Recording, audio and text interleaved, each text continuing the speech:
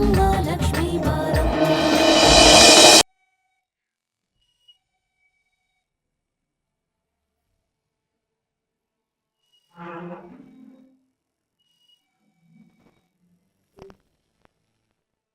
ಅಯ್ಯೋ, ಮನ್ಯಾಗ ನಾನು ಒಬ್ಳೆ ಅಲ್ವಾ ಇರೋದು.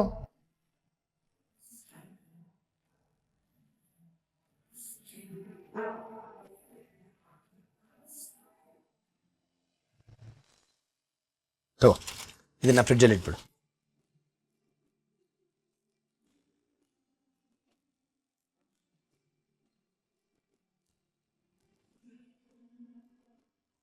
ಅಪ್ಪಾಜಿ, ಅಕ್ಕ ಯಾವಾಗ ಬರೋದು? ನನಗಿಂತ ಕಲ್ಪನನ್ಗಿಂತ ಗೊಂಬೆ ಬಗ್ಗೆ ನಿನಗೆ ಕಾಳಜಿ ಜಾಸ್ತಿ ಆಗಿದೆ. ಜೀವ ಕೊಟ್ಟವ್ರನ್ನ, ಜೀವನ ಕೊಟ್ಟವ್ರನ್ನ ಜ್ಞಾಪಿಸ್ಕೊಳ್ದೆ ಇನ್ಯಾರನ್ನ ಜ್ಞಾಪಿಸ್ಕೊಳ್ಳಿ ಅಪ್ಪಾಜಿ. ನಿನ್ನ ಮಾತು, ನಿನ್ನ ಆತಂಕ ಏನು ಅಂತ ನನಗೆ ಅರ್ಥ ಆಗತ್ತೆ. ಅದರಲ್ಲೂ ಗೊಂಬೆ ಹೋಗಿರೋದು ಬರೀ 4 ದಿವಸಕ್ಕಷ್ಟೇ. 4 ದಿವಸ 4 ನಿಮಿಷದ ಹಕ್ಕಳದ ಹೋಗ್ಬಿಡುತ್ತೆ. ಅಲ್ಲ ಲಕ್ಷ್ಮಿ, ಗೊಂಬೆ 4 ದಿವಸ ಮನೇಲಿ ಇಲ್ದಿರೋದಕ್ಕೆ ಇಷ್ಟೊಂದು ತಲೆ ಕೆಡಿಸ್ಕೊಳ್ತಾ ಇದೆಯಾ? ನಿನಗೇ ಗೊತ್ತು. ಅವಳು ಮದುವೆ ಆಗಿ ಬೇರೆ ಹೋಗ್ಬಿಟ್ಟಾಗ ಏನು ಮಾಡ್ತೀಯ? ಗಾಬರಿ ಆಗ್ಬೇಡ, ಮದುವೆಗೆ ಇನ್ನೂ ಬೇಕಾದಷ್ಟು ದಿವಸ ಇದೆ. ಅವಳು ಹೋದ್ರೇನಂತೆ, ನಾವೆಲ್ಲ ಇರ್ತೀವಲ್ಲ, ಚಿಂತೆ ಮಾಡಬೇಡ. ಅಪ್ಪಾಜಿ, ಹೊರಗಿಂದ ಬಂದಿದ್ದೀರಾ, ಆಯಾಸ ಆಗಿರುತ್ತೆ, ಕೂತ್ಕೊಳ್ಳಿ. ತಿನ್ನಕ್ಕೆ ಕುಡಿಯೋಕೆ ಏನಾದ್ರು ತರ್ತೀನಿ. ತರಕಾರಿ ತರೋದು ಯಾವ ಮಹಾ ಕೆಲಸನಮ್ಮ, ಅದೇನು ಬೇಡ. ಬೆಳಿಗ್ಗೆ ನೀನು ತಿಂಡಿ ಮಾಡಿದ್ಯಲ್ಲ, ತುಂಬ ರುಚಿಯಾಗಿತ್ತು.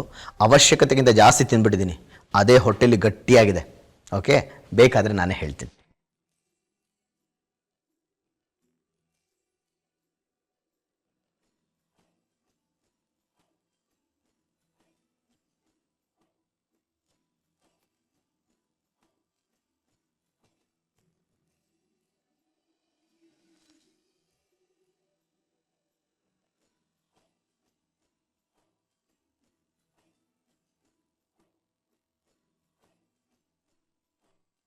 ಹಲೋ, ಯಾರು? ನಂಜುಂಡಿನಾ? ನಾನು ಲಚ್ಚಿ ಮಾತಾಡೋದು. ಇಲ್ವಾ? ಸರಿ. ಕೊನೆ number 72.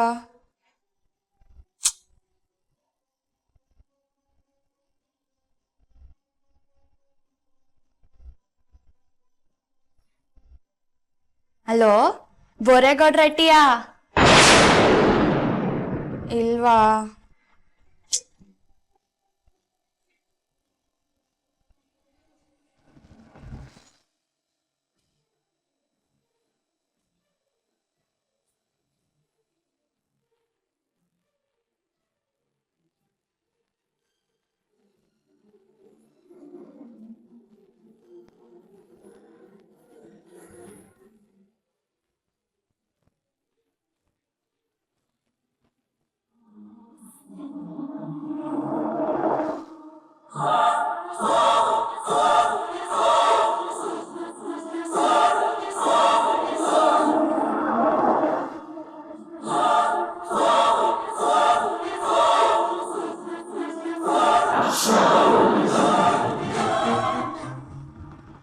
Chandan, what a pleasant surprise. ಬಾ ಕೂತ್ಕೋ. ಏನಿದು ಇದ್ದಕ್ಕಿದ್ದ ಹಾಗೆ ಒಂದು ಫೋನು ಮಾಡಿದೆ? ಹಾಗೇನಿಲ್ಲ ಮಾವ, ಮನೇಲಿ ಇದನ್ನು ಅರ್ಜೆಂಟಾಗಿ ತಲುಪಿಸ್ಬಿಡು ಅಂತ ಹೇಳಿದ್ರು, ಅದಕ್ಕೆ ಬಂದೆ. ಮನೆ ಬಾಗಿಲು ಬೇರೆ ತೆಗ್ದಿತ್ತಲ್ಲ, ಒಳಗೆ ಬಂದ್ಬಿಟ್ಟೆ. ಅದಕ್ಕೇನಂತೆ, ಇದು ನಿನ್ನ ಮನೆನೇಪ್ಪ. ಮತ್ತೆ ಮನೇಲೆಲ್ಲ ಹೇಗಿದ್ದಾರೆ? ಎಲ್ಲ ಚೆನ್ನಾಗಿದ್ದಾರೆ ಮಾವ. ಅರೆ ಚಂದನ್, ಯಾವಾಗ ಬಂದೆ? ಈಗ ಬಂದೆ ಅತ್ತೆ. ಕುಮ್ದತೆಗೆ ಏನೋ ಅರ್ಜೆಂಟ್ ಕೆಲಸ ಇತ್ತಂತೆ, ಇದನ್ನು ತಲುಪಿಸ್ಬಿಡು ಅಂತ ಹೇಳಿದ್ರು. ತಗೊಳ್ಳಿ. ನಾನು ಆಫೀಸ್ಗೆ ಹೋಗ್ತಾ ಇದ್ದೆ, ಆನ್ ದಿ ವೇ ಕೊಟ್ಟು ಹೋಗೋಣ ಅಂತ ಬಂದೆ. ಇದನ್ನ ನಿನ್ ಕೈಲಿ ಕಳಿಸ್ಬೇಕಿತ್ತಾ? ಅವಳಿಗೆ ಸ್ವಲ್ಪನೂ ಬುದ್ಧಿ ಇಲ್ಲ. ಅಷ್ಟೊಂದು ಅರ್ಜೆಂಟ್ ಏನಿತ್ತಂತೆ? ಕಲ್ಪನಾ, ಏನಂತ ಇವಾಗ? ಈ ನೆಪದಲ್ಲಾದ್ರೂ ಚಂದನ್ ನಮ್ಮ ಮನೆಗೆ ಬಂದಲ್ಲ, ಐ ಆಮ್ ವೆರಿ ಹ್ಯಾಪಿ.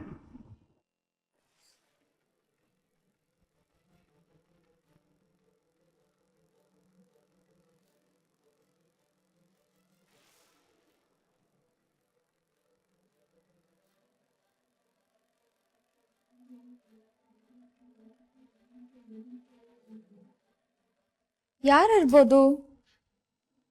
ಯಾರೋ ನೆಂಟ್ರಿರ್ಬೇಕು.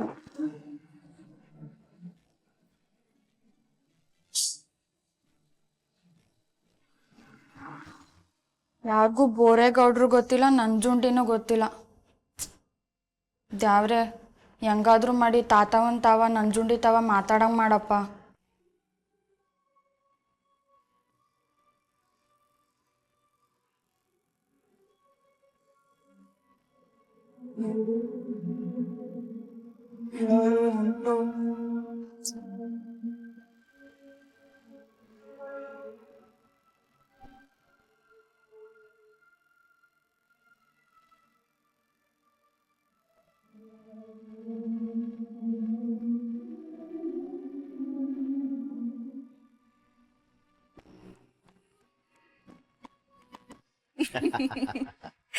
ಕಾರಣ ಏನೇ ಇರಲಿ, ನೀನು ಮನೆಗೆ ಬಂದಿದ್ಯಲ್ಲ ಅದೇ ತುಂಬ ಸಂತೋಷವಾದ ವಿಷಯ.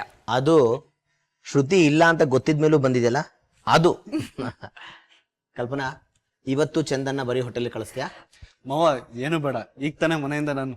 ಅದೆಲ್ಲ ಏನೂ ಇಲ್ಲ, ಇದ್ದು ಹೊಟ್ಟೆ ತುಂಬ ಊಟ ಮಾಡ್ಕೊಂಡು ಹೋಗ್ಬೇಕು.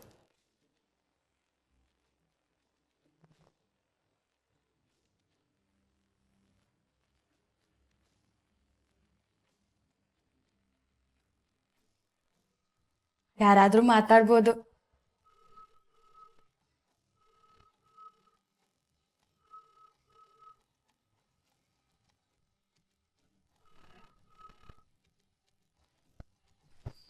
ಲಕ್ಷ್ಮಿ, ಏನ್ ಮಾಡ್ತಾ ಇದ್ಯಾ? ಹಲೋ 2 ಗ್ಲಾಸ್ ಜ್ಯೂಸ್ ತಗೊಂಡ್ ಬಾ. ಸರಿ ಕಣವ.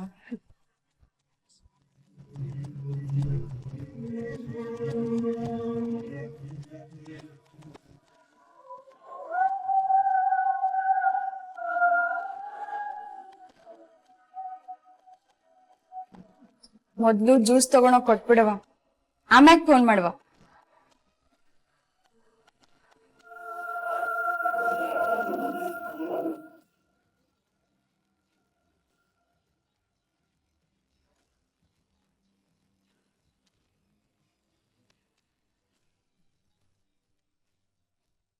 ಗಿರಿ, ಯಾರದ್ಲ phone?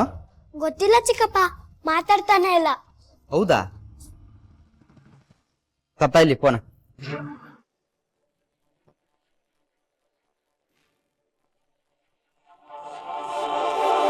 Hello hello hello, cut ಮಾಡ್ಬಿಟ್ರು ಕಳ್ಳ. ಯಾವ್ದೋ ನಂಬರು ಯಾರಿಗೋ ಮಾಡಕ್ ಹೋಗಿ ನಮ್ಮ ಮಟ್ಟಿಗೆ ಬಂದದೆ ಬಿಡು. ತಾತಮ್ಮ ಮಾತ್ರ ತಕ್ಕಂತ ಬಲವಂತ ಮಾಡ್ಕೊತ್ತೆ. ಆ್ಯಕ್ಚುಲಿ ನಿನ್ನ ಗೊಂಬೆ ಎಂಗೇಜ್ಮೆಂಟ್ ಫಿಕ್ಸ್ ಆದಾಗಿಂದ ನಿಮ್ಮ ಅತ್ತೆ ಕಾಲು ಭೂಮಿ ಮೇಲೆ ಇಲ್ವೇ ಇಲ್ಲ. ಆವತ್ತಿಂದ ಶಾಪಿಂಗ್ಸ್ ನಡೀತಾನೆ ಇದೆ.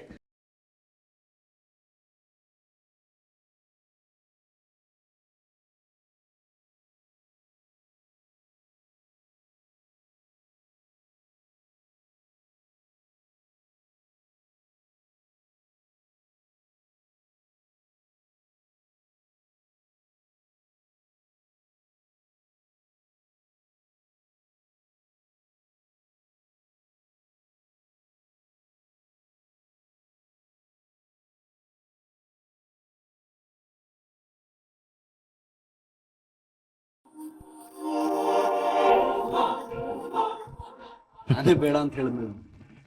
ಮಾವ ಅಳಿಯ ಇಬ್ರು ನಗ್ತಾನೆ ಇರ್ತೀರ, ತಗೊಳ್ಳಿ. ಅತ್ತೆ, ಮಾವಂಗೆ ಸೆನ್ಸ್ ಆಫ್ ಹ್ಯೂಮರ್ ತುಂಬಾ ಚೆನ್ನಾಗಿದೆ, ನನಗೆ ತುಂಬಾನೇ ಇಷ್ಟ. ನನ್ನ ಸೆನ್ಸ್ ಆಫ್ ಹ್ಯೂಮರ್ ಒಂದೊಂದ್ಸಲಿ ಕಲ್ಪನಾಗೆ ತುಂಬ ಕಷ್ಟ ಆಗುತ್ತೆ. ಅಲ್ಲ ಕಲ್ಪನಾ? ಹೌದು ಹೌದು, ಹಾಸ್ಯದ ಹೆಸರಲ್ಲಿ ಎಲ್ರೂ ರೇಗಿಸ್ತಾ ಇರ್ತಾರೆ. ಚಂದು, ಯಾಕೆ ಜ್ಯೂಸ್ ಹಾಗೆ ಇಟ್ಕೊಂಡಿದ್ಯಾ? ಕುಡಿ.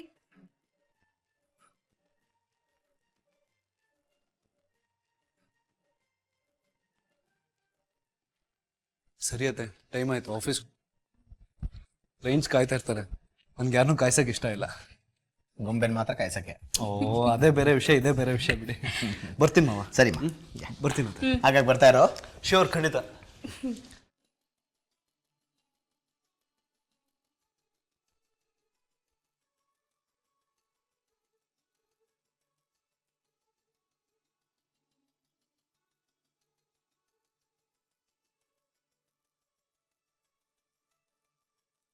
ಏನು ತುಂಬ ಸಂತೋಷವಾಗಿದ್ದೀರಾ? ನನ್ನ ಅಣ್ಣನ ಮಗ, ನನ್ನ ಅಳಿಯ ನನ್ನ ಮನೆಗೆ ಬಂದಿದ್ದಾನೆ ಅಂದರೆ ಸಂತೋಷ ಆಗಲ್ವಾ?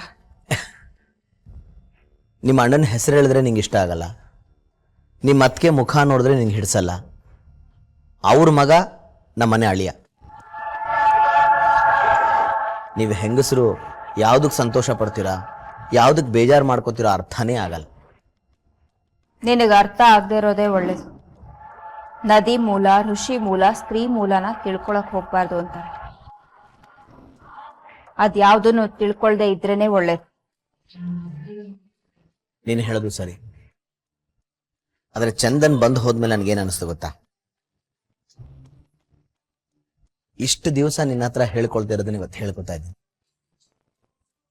ನಮ್ಗಿರೋದು ಒಬ್ಳೆ ಮಗಳು, ಮದುವೆ ಆದಮೇಲೆ ಗಂಡನ ಮನೆಗೆ ಹೊರಟೋಗ್ತಾಳೆ.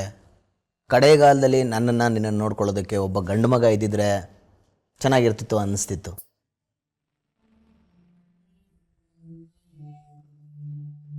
ಆದರೆ ಚಂದನ್ ಬಂದು ಹೋದ್ಮೇಲೆ ಹಾಗೆ ಮತ್ತೆ ಅನ್ಸಲ್ಲ ಅನ್ನಿಸ್ತಾ ಇದೆ. ನಿನಗ್ಯಾಕೆ ಆ ಯೋಚನೆ ಬಂತು? ನಾನು ನನ್ನ ಮಗಳನ್ನ ಗಂಡು ಮಗನ ಹಾಗೆ ಬೆಳೆಸಿದ್ದೆ.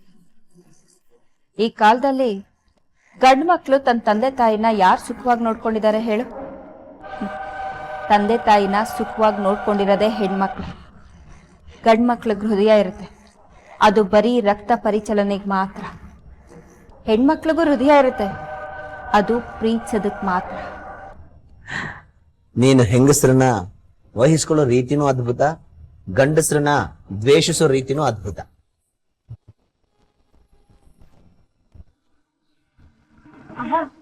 ಸಾರಿ ಏನ್ ಮಾಡೋದು? ಲಕ್ಷ್ಮಿ, ನಿನಗೇನು ಇಷ್ಟನೋ ಅದು ಮಾಡಮ್ಮ. ನೀ ಏನೇ ಮಾಡಿದ್ರು ಅದು ರುಚಿಯಾಗಿರುತ್ತೆ. ಲಕ್ಷ್ಮಿ, ಹುರುಳಿಕಾಳು ಸೊಪ್ಪು ಹಾಕಿ ಉಪ್ಸಾರು ಮಾಡಿ ಪಲ್ಯ ಮಾಡಿಬಿಡು. ಸರಿ ಕಣವ್ವ. ಅವ್ವ, ಈಗ ಬಂದಿದ್ರಲ್ಲ ಅವ್ರು ನಿಮ್ಮ ನೆಂಟ್ರೆ? ನನ್ನ ಅಣ್ಣನ ಮಗ. ನಿಮ್ ಗೊಂಬೆ ಅಕ್ಕ ಇದ್ದಾಳಲ್ಲ, ಅವಳನ್ನ ಮದುವೆ ಆಗ್ತಿರೋ ರಾಜ್ಕುಮಾರ. ಅಯ್ಯೋ, ನಾನು ಅವ್ರನ್ನ ನೋಡೋಕ್ಕೆ ಆಗಿಲ್ವೇ. ಅಯ್ಯೋಯ್ಯೋ, ಅದಕ್ಕೆ ಯಾಕೆ ಅಷ್ಟು ಬೇಜಾರು ಮಾಡ್ಕೊಳ್ತೀಯ? ಮದುವೆ ಆದ್ಮೇಲೆ ದಿನಾ ನೋಡುವಂತೆ ಅವನ್ನ.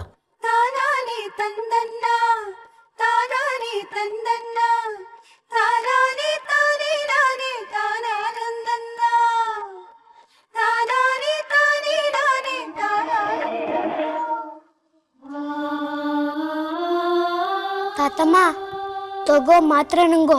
ತಾತಮ್ಮ, ತಾತಮ್ಮ,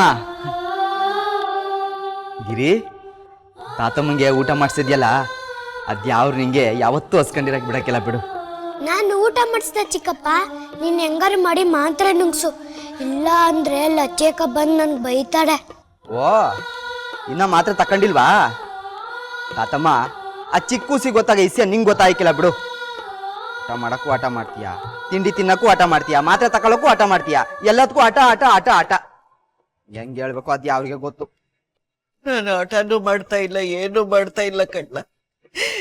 ಮುದ್ದೆ ಉದ್ಕಿತ ಕಡ್ಲ. ನನ್ ಮೊಮ್ಮಗಳ ಮಕ ನೋಡಿ ನಾನು ಸತ್ತೋಯ್ತೀನಿ. ನಾನು ಸತ್ಬೇಕಿ, ನಾನು ಊತಕ್ಕೆ ನೀ ಕೈ ಮುಗಿದ್ ಬಿಡ್ಲ ಸಾಕು. ತಾತಮ್ಮ, ಇದೇನ್ ಮಾತು ಅಂತ ಆಡ್ತೀಯ ಬಿಡ್ತು ಅನ್ನು. ಹಿಂಗ್ ನಿನ್ ಮೊಮ್ಮಗಳು ನೋಡ್ಬೇಕು ಅನ್ಸಂಗೆ ನಂಗ್ ನನ್ ತಕ್ಕಿ ಲಚ್ಚಿ ನೋಡ್ಬೇಕು ಅಂತ ಅನ್ಸಕ್ಕಿಲ್ವಾ? ಏಟ್ ಹೇಳರು ಅರ್ಥನೇ ಆಗ್ತಿಲ್ಲ ಬಿಡು. ಅದೆಲ್ಲ ನಂಗೇನು ತಿಳಿಯಕ್ಕಿಲ್ಲ ಕಡ್ಲ. ಮುದ್ದೆ ಉದ್ಕಿತ ಲಚ್ಚಿ ನೋಡ್ಬೇಕು, ಅವಳು ನೋಡ್ದೆ ಇದ್ಬೇಕೆ. ಅನ್ನ ಯಾಕೆ ತಿನ್ಬೇಕು, ಮಾತ್ರೆ ಯಾಕೆ ನುಗ್ಬೇಕು? ಈ ಅಟ್ಟಿಲಿ ಎಲ್ರೂ ನಾನು ಸಾಯ್ಲಿ ಅಂತ ಕಾಯ್ತವ್ರೆ ಕಡ್ಲ. ಸಾವು ಬಯಸೋ ಅಟ್ಟಿಲಿ ಜೀವ ಇರಲ್ಲ ಕಡ್ಲ. ನನ್ ಮೊಮ್ಮಗಳನ್ನ, ಆ ಪಾಪ್ ಕೇಳಿ, ಆ ಕರ್ಮಗೇಡಿ ಮೊಮ್ಮಗಳನ್ನ ಅದೃಷ್ಟ ದೇವತೆ, ಅದೃಷ್ಟ ಲಕ್ಷ್ಮಿ ಅಂತಾರೆ ಕಡ್ಲ. ಹಂಗಂದವ್ರ ಬಾಯಿಗೆ ಬಣ್ಣ ಹಾಕ. ಆ ಪಾಪ್ಗಿಡಿ ಮೊಮ್ಮಗಳನ್ನ ನಾವೊಂದಕ್ಕಿಂತ ನೋಡ್ಬೇಕು. ಅವಳನ್ನ ನೋಡ್ತಾ ನಾನು ಸತ್ತೋದ್ರೆ ನಾನು ಅಂತರ್ಪಿಶಾಚಿ ಆಗ್ಬಿಡ್ತೀನಿ ಕಡ್ಲ. ಒಂದೇ ಹೊತ್ಕಿತ